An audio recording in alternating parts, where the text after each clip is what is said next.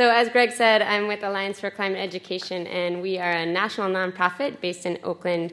We work to educate and inspire high school students on climate change. We were in front of 156,000 students last fall. We'll be in front of 500,000 by this end of the school year.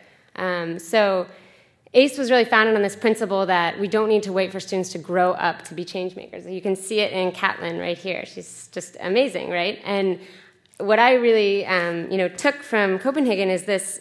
I went expecting students to be just that, to be really powerful change makers. But when I was there, I was absolutely floored by the 2,000 young people that I met. This was the first year that the youth were considered an official constituency at the COP, and they totally rose to the challenge. There were projects like Adopt a Negotiator, where a single individual youth would corner their country's negotiator at every possible moment. It is really incredible. They used all the tools and technology that you can imagine. They could organize a flash mob of climate youth in 20 minutes when they heard something coming out of the negotiating halls. They were just hyper-responsive and ultra-prepared. And to me, it ultimately demonstrated this really amazing, powerful will for change.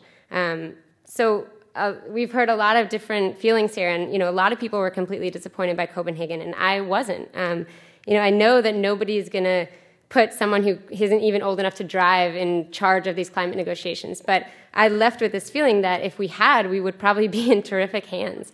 I mean, these youth have the knowledge base. They're completely motivated. They're independent. They have nothing to lose. And so what I really want to drive home for everyone here is just this idea that we keep saying, the youth are the leaders of tomorrow. And what I learned in Copenhagen is that it's completely the opposite. They're absolutely the leaders of today. So thank you. Fabulous. Thank you.